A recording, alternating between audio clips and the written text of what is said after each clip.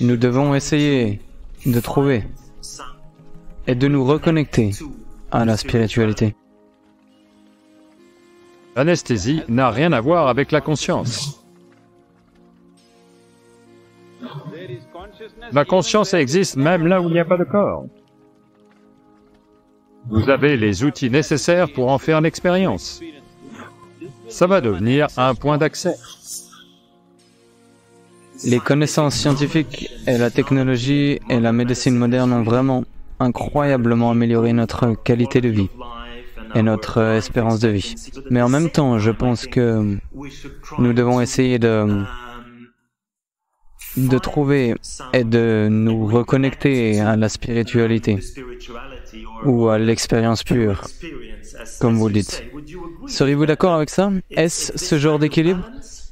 Voyez, c'est comme ça. Si vous prenez un mécanicien moto, il est très bon avec les motos, disons. Mais maintenant, on lui demande de réparer un ordinateur. Eh bien, il peut utiliser ses tournevis pour ouvrir le couvercle. Au-delà de ça, il n'y connaît rien, d'accord? C'est exactement pareil. Les sciences objectives sont comme ça. C'est toujours 1 + 1 = 2. C'est la seule façon dont l'objectivité peut fonctionner. Tu ne peux pas dire 1 + 1 = 11 aussi, encore moins 1 million, d'accord? Tu ne peux pas dire ça parce que cela est la nature de l'objectivité. Et notre objectivité provient de notre processus intellectuel. Le processus intellectuel vient de la mémoire. Donc la mémoire ne peut pas être faussée. Si tu fausses la mémoire, c'est un foutoir. Je me souviens que ça c'est 1 et ça c'est 1. Et maintenant, je rassemble ces deux choses et je dis ça fait 2. Maintenant, cela est basé sur la mémoire. Si je fausse cela, alors mon intellect devient inutile, d'accord? Donc l'intellect gère un aspect de notre vie qu'essentiellement, on appelle l'instinct de conservation. Pour notre survie, notre intellect est vital. Sans lui, on ne peut pas fonctionner. Maintenant, toutes les choses que vous avez dites, ça a allongé notre espérance de vie, ça a amélioré notre vie de bien des façons. Non, ça n'a pas amélioré la qualité de notre vie du tout. Ça a seulement amélioré les niveaux de confort et de commodité dans le monde, et à coup sûr l'espérance de vie. Tout ça, c'est clairement de l'instinct de conservation, n'est-ce pas? C'est le processus de survie. Donc quand il s'agit de l'instinct de conservation, notre intellect est vital. S'il ne fonctionne pas, tu ne peux pas survivre dans ce monde. Les 5 sens fonctionnent, ils alimentent l'intellect de données, et à partir de là, tu l'utilises. L'efficacité avec laquelle tu l'utilises va déterminer avec quelle efficacité tu survis. Donc si ton espérance de vie augmente, ça veut dire que ta survie est devenue plus efficace, c'est tout. Donc, tu es en meilleure santé que les gens ne l'étaient par le passé. Je ne le crois pas, mais supposons qu'on le soit, ça signifie simplement que ton processus de survie est un peu plus efficace. Donc, mis à part le processus de survie, maintenant vous parlez de conscience. Conscience signifie... Voyez, le mot français « conscience » est utilisé très vaguement. Quand vous dites « si quelqu'un est sous anesthésie, quand il revient, vous dites « oh, il a repris conscience ». Voyez, tout ce que vous faites avec votre anesthésie n'a rien à voir avec la conscience. C'est lié au corps et à diverses fonctions du corps. Vous arrêtez certains aspects des fonctions corporelles. L'une d'elles, c'est la transmission de la douleur, qui est l'enjeu principal quand quelqu'un va se faire opérer. Tu ne veux pas arrêter le cœur, tu ne veux pas arrêter leur cerveau, tu veux que la transmission de la douleur s'arrête. Peu importe ce qui est coupé, peu importe quels dégâts ou réparations ont lieu, peu importe quelles parties du corps sont enlevées, ce qui n'est pas vital peut être retiré, tout cela a lieu. Seule la transmission de la douleur n'a pas lieu. Cela n'a rien à voir avec perdre conscience et reprendre conscience. Une telle chose n'existe pas. Comme il n'y a pas d'autres mots, on utilise les mêmes mots. Le langage est un autre aspect. Le langage est aussi un produit de notre intellect. Donc, il ne peut parler qu'en termes d'opposés. Sans polarité, il n'y a pas de langage. Sans polarité, votre intellect ne peut pas fonctionner. Mais quand tu parles de conscience, tu ne parles pas de deux polarités. Il n'y a pas de conscience A et de conscience B. Il n'y a pas de conscience positive et de conscience négative. Il y en a juste une. Nous sommes assis ici. Ça, c'est mon corps, et ça, c'est votre corps, distinctement établi. En ce moment, c'est à 100% comme ça. Je ne sais pas ce que vous buvez, je ne le vois pas, mais quoi que vous buviez, Ce qui est dans le verre n'est pas vous. Dès l'instant où vous le buvez, au bout d'un moment, ça devient vous. Cela a lieu en ce moment même. Donc, bien que ce qui d'après vous est votre corps et d'après moi est mon corps ne soit que des fragments de cette planète, en ce moment c'est très clair. Ça c'est mon corps, ça c'est ton corps, à 100%. Ça c'est mon mental et ça c'est ton mental. Ça c'est mes émotions et ça c'est tes émotions. Ça c'est mes expériences et ça c'est tes expériences. Mais il n'y a pas ma conscience et ta conscience. C'est une conscience vivante. On a soufflé notre propre bulle. Je suis sûr que ce merveilleux petit garçon qui est passé à l'écran, je suis sûr qu'il vous fait des bulles de savon parfois. Donc, si vous soufflez une bulle, ça c'est ma bulle, ça c'est ta bulle. Pop, elle éclate, alors il n'y a plus ma bulle et ta bulle. Il n'y a pas mon air et ton air. La conscience est exactement comme ça. En ce moment, vous avez soufflé votre bulle, j'ai soufflé ma bulle, ça c'est moi, ça c'est toi. Mais quand elle fait pop, il n'y a pas ma conscience et ta conscience. C'est juste que il n'y a que la créature humaine sur cette planète qui a la capacité neurologique et a un mécanisme assez sophistiqué pour que, si elle le permet, elle peut accéder à cette dimension de la conscience. Aucune autre créature n'est vraiment capable d'y accéder. Cela ne veut pas dire qu'il n'y a pas de conscience en elle. Sans cela, le processus de la vie n'aurait pas lieu. Il y a de la conscience même là où il n'y a pas de corps, d'accord? La seule chose, c'est que il faut un certain instrument sophistiqué pour y accéder, qui est le mécanisme humain. C'est pour cela qu'on considère qu'être humain est un très grand privilège, parce que tu as accès à des dimensions au-delà de tes frontières physiques. C'est ce qui est fondamentalement significatif quand on est humain. Donc, ne confondons pas l'instrument et ce que nous voyons. Si tu prends un télescope et que tu vois une autre galaxie, la galaxie n'est pas produite par le télescope. La galaxie est là. Le télescope t'y a juste donné accès. De la même manière, ton corps, ton cerveau, n'importe, je ne veux pas identifier différentes choses, de tes cheveux à tes orteils, tout est le corps pour moi, y compris ton cerveau. C'est juste une autre dimension du corps. Donc ce corps, si on le maintient d'une certaine façon, si on ne le contamine pas avec trop d'idées, philosophies, d'entités, si on le maintient à un certain niveau d'ouverture, il va devenir un point d'accès à ce qu'on appelle la conscience ou la base de la vie que nous sommes. Vous avez les instruments nécessaires pour en faire l'expérience. Pas les instruments dans votre laboratoire. Vous, en tant que personne, vous avez les instruments nécessaires pour en faire l'expérience. Allez-vous le permettre ou non? C'est la seule question. Comme je l'ai dit au début, tout dépend de la façon dont tu es identifié. Si tes identifications sont limitées, tu as perdu la capacité d'en faire l'expérience. Si ton identité est, vous savez, pas identifiée à quoi que ce soit, tu t'es maintenu ample comme ça, alors il y a une possibilité d'en faire l'expérience.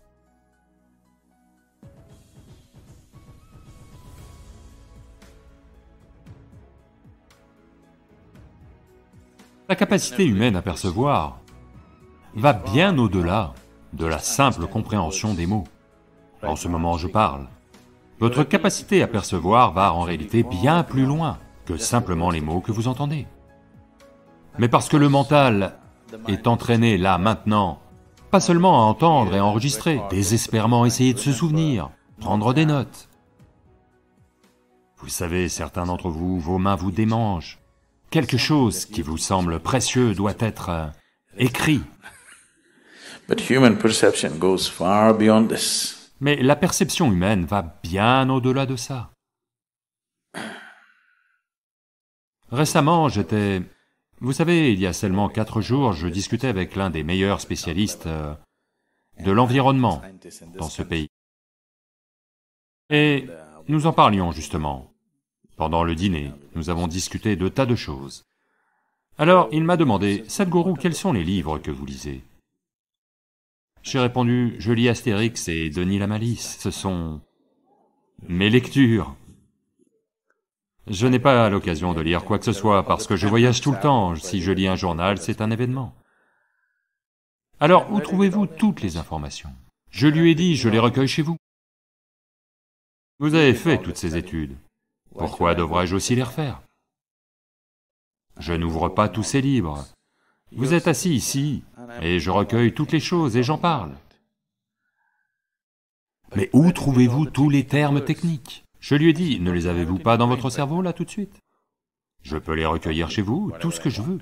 Je ne vais pas aller étudier toutes ces bêtises, parce que de toute façon, le jargon ne veut rien dire pour moi. Parce que la perception humaine va bien au-delà de ça. C'est pour ça que je vous répète sans cesse, soyez juste avec moi, soyez juste avec moi. Si vous pouvez simplement être avec moi, votre capacité à percevoir ceci va bien plus loin que d'écrire chaque mot de ce qui est dit. Si vous avez tous ces mots, vous ne saurez toujours rien. En fait, dois-je vous révéler le secret? Achetez-vous un dictionnaire Oxford. Tout ce que je dis y est déjà. Non, vous devez juste le réordonner. Vous n'irez nulle part de cette façon. Améliorer la perception est très important, car il n'y a que ce que vous percevez que vous savez. Le reste n'est qu'histoire et imagination, n'est-ce pas? Ce que vous percevez et que vous savez d'expérience, c'est tout ce que vous savez. Le reste ne sont que des histoires vides. Peu importe quelle histoire soit merveilleuse, ça reste une histoire vide qui ne changera rien à votre vie. Pour que ça change quelque chose dans votre vie, il doit y avoir une dimension expérientielle. Cela n'arrivera que si vous percevez. Vous avez entendu parler de Vivekananda? Il est le premier yogi à être arrivé dans ce pays, en 1893. Et il a fait un peu de bruit à cette époque. Donc il est également allé en Europe à son retour des États-Unis, et il s'est trouvé invité chez un philosophe allemand. Et après le dîner, il se retrouve dans le bureau, et discute de choses et d'autres, et il y avait un gros livre sur sa table, qui faisait plus de 700 pages. Alors Vivekananda dit, parce que l'homme disait beaucoup de bien du livre, il dit, « Pouvez-vous me donner ce livre pendant 1 heure? Laissez-moi voir ce qu'il y a dedans. » L'homme se mit à rire. Il dit, « En 1 heure, vous allez lire ce livre? Ça fait des semaines que je le lis, et je n'arrive nulle part, tellement il est complexe. Et en plus, il est en allemand. Vous ne parlez même pas la langue. Qu'allez-vous en faire en 1 heure? » Vivekananda dit, « Donnez-le-moi pour 1 heure, laissez-moi voir. » Alors on lui donne le livre. Il le prend et le place entre ses 2 mains et reste simplement assis là, les yeux fermés. Au bout d'1 heure, il lui rend le livre et lui dit, « Ceci ne contient rien d'important. » Le philosophe se dit, « Ça c'est le comble de l'arrogance. Ne même pas ouvrir le livre et faire un commentaire sur le livre, un livre écrit dans une langue que vous ne connaissez pas. » Donc il est un peu rebuté par cela et dit, « Qu'est-ce que c'est que ces bêtises ?» Vivekananda dit, « Demandez-moi n'importe quoi sur ce livre, je vous répondrai. » Ok, qu'est-ce qui est écrit, page 633? Verbatim, Vivekananda répète. Vous demandez n'importe quelle page. Juste le numéro de la page, il vous dira ce qui est écrit, mot pour mot, sur chaque page. Alors il demande, comment est-ce possible? Vous n'avez même pas ouvert le livre, comment est-ce possible? Il dit, c'est pour ça qu'il m'appelle Vivekananda. Viveka veut dire perception. Son prénom était Narendra, son gourou l'a appelé Vivekananda du fait de sa capacité à percevoir. Il dit, c'est pour ça qu'on m'appelle Vivekananda. Donc la perception de la vie n'est pas... Vous ne pouvez pas tout traiter avec votre mental logique. Ça ne marche pas comme ça, parce que la logique va filtrer une si grande partie de votre vie, sans laquelle vous ne pouvez pas vivre.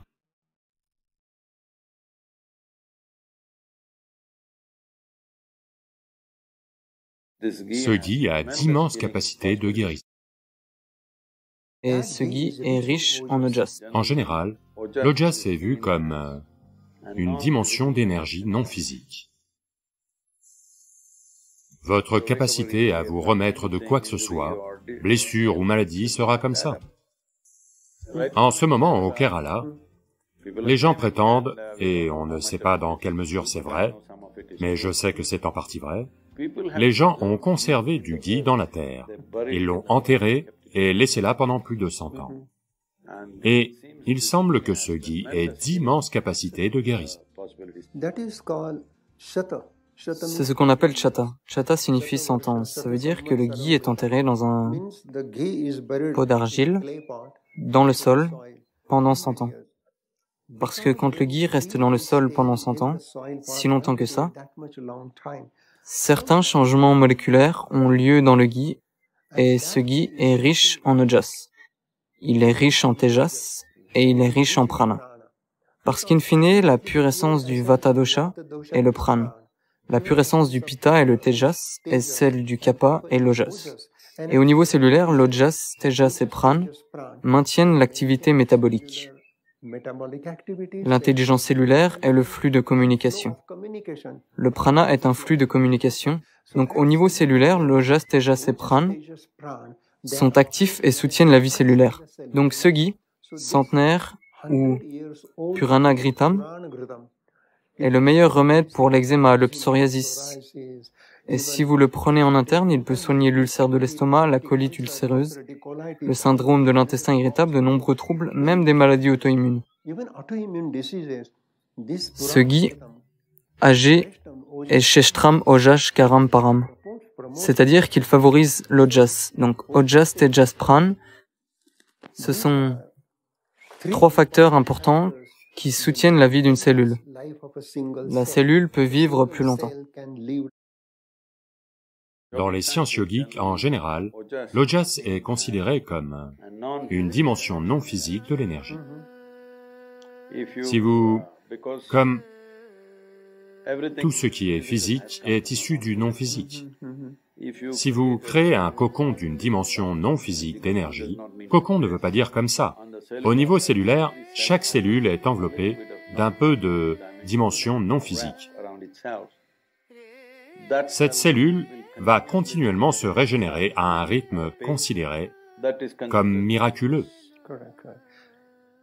Eh bien, votre capacité à vous remettre de quoi que ce soit, blessure ou maladie, sera comme ça. Par-dessus tout, avant tout, vous ne tombez pas assez malade pour être qualifié de malade.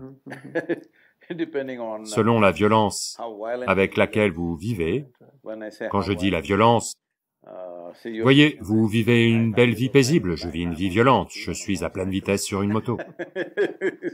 Donc, ma vie c'est 7 jours sur 7, 365 jours, il n'y a pas de jour, il n'y a pas de nuit. Vous savez, parfois c'est 24 heures de travail, d'autres jours c'est 18 à 20 heures de travail. C'est une vie violente. Mais malgré tout, je n'ai jamais annulé un seul événement parce que je ne vais pas bien. Une telle chose n'a jamais eu lieu au cours des 39 dernières années. Donc, une certaine quantité d'ojas vous rétablit, toujours, peu importe quoi. Ce n'est pas que je n'ai jamais été mal, j'ai attrapé la grippe, j'ai attrapé ci, j'ai attrapé ça, bien des fois. Mais peu importe ce qui se passe, je peux quand même continuer mon activité. Donc, ce que vous avez dit m'intéresse, que l'ojas c'est une énergie qui est de nature non physique, mais que si l'on est constamment incubé en elle, si chaque cellule est constamment incubée en elle, vous avez une très grande capacité à récupérer ou à être au-delà de ce que les choses physiques vous font.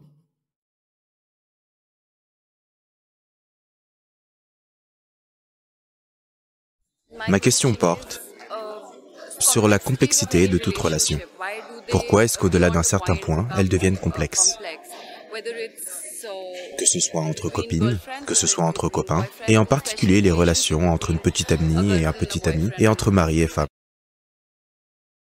Namaskaram, Moni.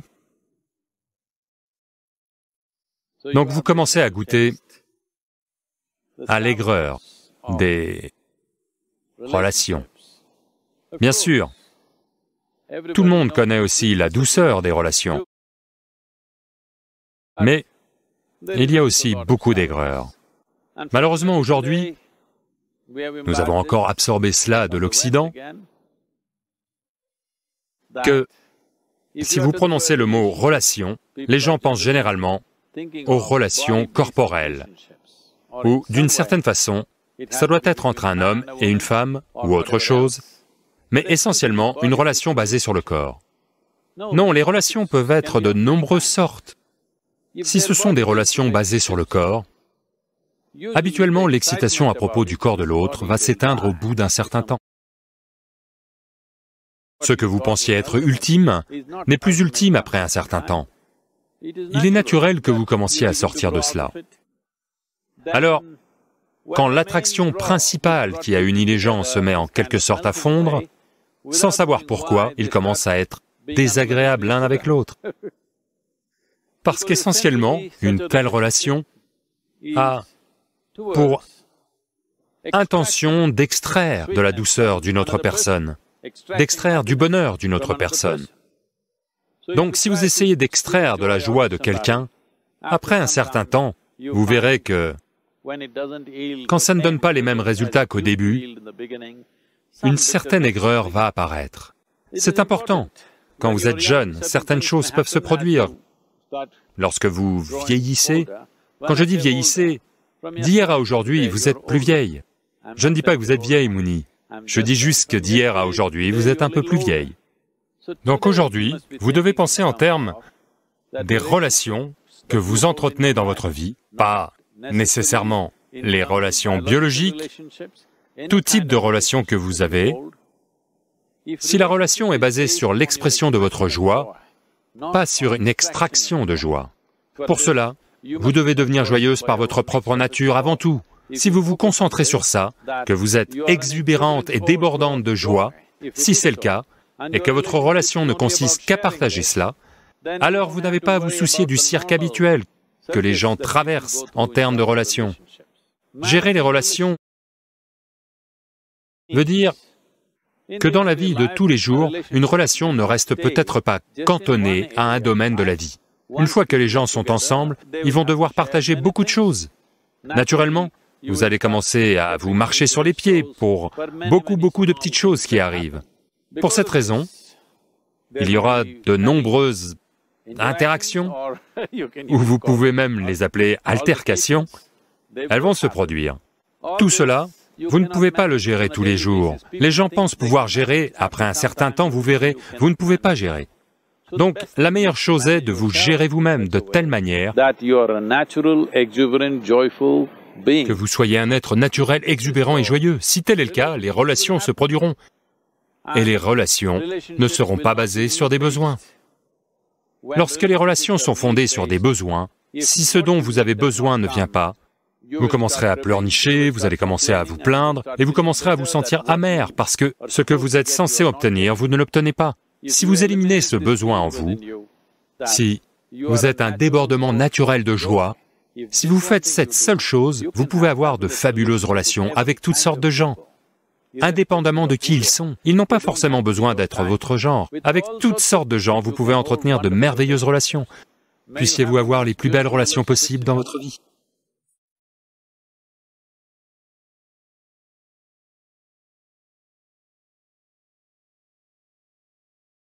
Vous avez déjà mentionné que beaucoup de gens dans le monde ne sont pas en bonne santé, alors qu'ils pourraient l'être, simplement parce que nous n'avons pas compris certaines choses simples et que ces choses simples peuvent être très facilement enseignées et diffusées dans le monde et partagées avec le reste des gens.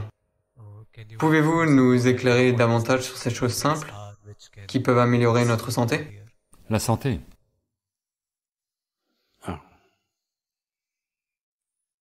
Il y avait une fois un jeune médecin. Il va voir son médecin-chef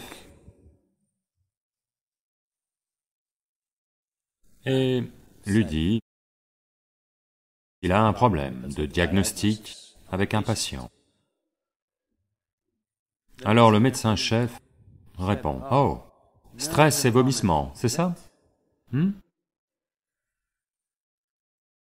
Oui, mais je ne trouve aucune raison médicale à son stress et à ses vomissements. » Alors le médecin-chef a suggéré, demandez-lui s'il joue au golf. S'il y joue, vous lui dites d'arrêter. S'il dit qu'il n'y joue pas, demandez-lui d'y jouer. Il ira mieux. La santé est comme ça.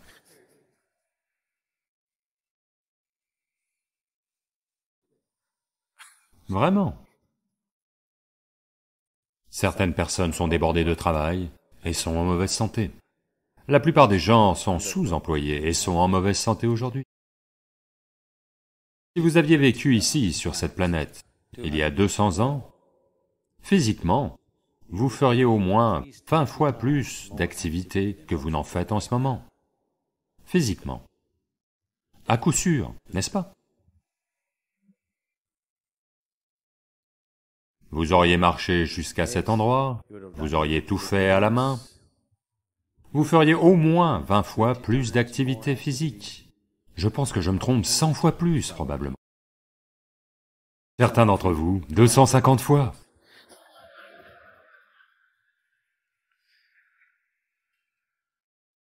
Donc, si vous en faisiez autant, alors je vous aurais dit, faites une pause, reposez-vous.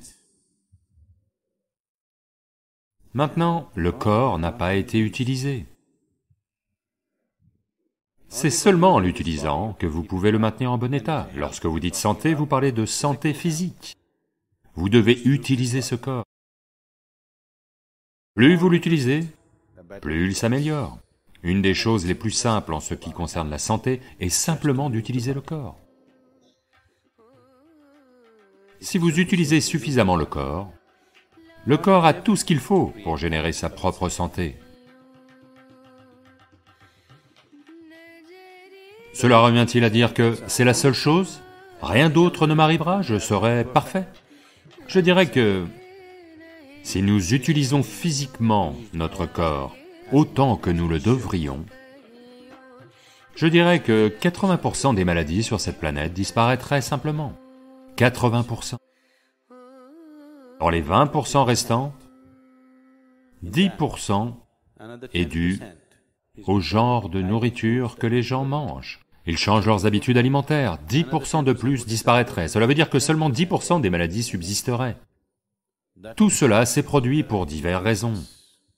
L'une est karmique, l'autre pourrait être atmosphérique, et il y a d'autres aspects qui pourraient s'être produits dans l'organisme, qui peuvent être examinés. Parmi toutes les personnes malades, si 90% d'entre elles recouvrent la santé simplement en utilisant le corps et en mangeant la bonne nourriture, 10% pourraient être facilement gérés. Mais maintenant, le nombre de malades est très important, parce que nous ne mangeons pas correctement, ou nous mangeons très correctement, et n'utilisons pas le corps correctement. Donc, cela mis à part, il existe d'autres aspects de la vie. Pour le dire très simplement, alors que vous exercez votre corps, si vous faites juste cela, 1000 fois par jour, faites juste comme ça 1000 fois par jour, et après un mois, voyez juste comment vos mains vont bien fonctionner. Rien d'autre. Asseyez-vous simplement ici et faites juste cela 1000 fois par jour. Au bout de 30 jours, vous verrez que vos mains fonctionnent à merveille. Si vous faites ça avec votre cerveau, il fonctionnera à merveille en l'espace d'un mois. Si vous faites ça avec votre cœur, il fonctionnera à merveille. Si vous faites cela avec vos énergies vitales, elles fonctionneront à merveille. Quand toutes ces choses fonctionnent bien, c'est ça la santé.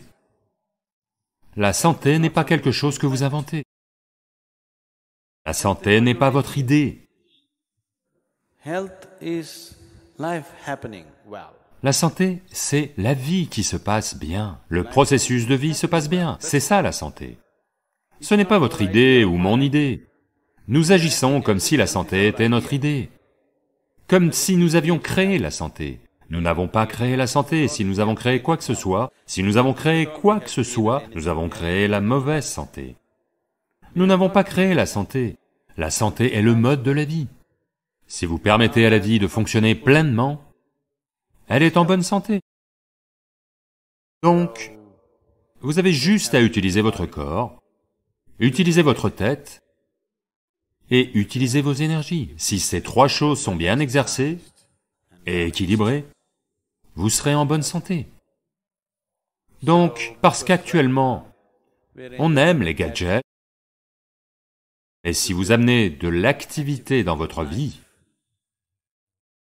physique, mentale et énergétique, toutes ces choses, si vous les amenez, la santé viendra. Votre corps fonctionne bien, votre mental fonctionne bien, et votre énergie soutient les deux, s'assurant que rien n'aille de travers. C'est ça la santé. La vie a lieu à plein débit, c'est ça la santé. La santé n'est pas une idée. Ce n'est pas une idée médicale. L'ordre des médecins et les connaissances médicales sont devenues de plus en plus indispensables parce que nous avons construit des styles de vie très malsains. Jamais auparavant dans le monde, la médecine n'a eu l'importance qu'elle a aujourd'hui. Simplement parce que nous devenons de plus en plus sédentaires. Donc notre santé se détériore de plus en plus. Nous vivons plus longtemps, peut-être. C'est à cause de trop d'attention et, vous savez, vous pouvez vivre avec des tubes pendant 20 ans. Autrement, la nature a sa propre façon de... Vous savez, la sélection naturelle? Vous savez ce que ça veut dire? Oui, la vie qui est apte sera sélectionnée pour vivre, celle qui ne l'est pas continue. Mais aujourd'hui, nous avons rendu la vie différente. Non pas que nous puissions revenir à ces vieux modes, nous ne le pouvons pas. Mais ça ne veut pas dire que nous devons avoir 60 ans lorsqu'on en a 20. Beaucoup de gens de 20 ans, aujourd'hui, ne sont pas capables d'être aussi actifs que ne l'étaient les gens de 60 ans il y a 100 ans. C'est un fait. N'est-ce pas ainsi? Il y a 100 ans, ce qu'une personne de 60 ans faisait comme activité physique, un jeune de 20 ans ne peut pas le faire aujourd'hui. Cela veut dire que nous ne faisons qu'affaiblir l'humanité. Nous allons devenir une humanité dégénérée au bout d'un certain temps. Donc, vous devez l'utiliser.